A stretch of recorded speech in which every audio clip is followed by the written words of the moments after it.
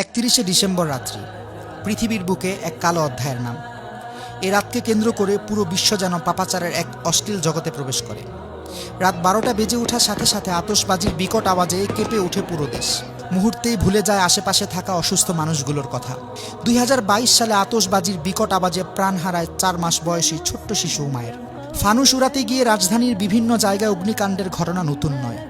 অসংখ্য অগণিত পাখি ঝাঁকে ঝাঁকে মরে পড়ে থাকে রাস্তায় রাস্তায়। কে নেবে এর দায়? গল্পটা এখানেই শেষ নয়। সেই সাথে শুরু হয় বিয়ার, হুইস্কি, ফেন্সিডিল, আফিম, হেরোইন, ইয়াবা, গাঁজাসহ বিভিন্ন মাদক দ্রব্য সেবনের মহা উৎসব। বিভিন্ন ক্লাব ও দেশের অভিজাত হোটেলগুলোতে চলে নিষিদ্ধ পল্লীর নগ্ন মহড়া। উঠতি বয়সের তথাকথিত বহু আধুনিক তরুণ তরুণীরা লিপ্ত থাকে অবৈধ কর্মকাণ্ডে। জাস্ট এনজয় করতে গিয়ে সম্ভ্রান্ত ঘরের অনেক তরুণী নেশায় বুঁদ হয়ে সম্ভ্রম বিলিয়ে দেয় জাস্ট ফ্রেন্ড নামক হায়নাদের কাছে।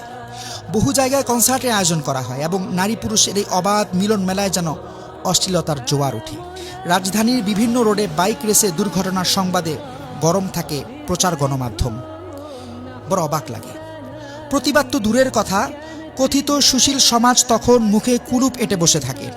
নিষিদ্ধ অ্যালকোহলের লট ঠেকাতে আইন শৃঙ্খলা বাহিনীকে চরম হিমশিম খেতে হয়।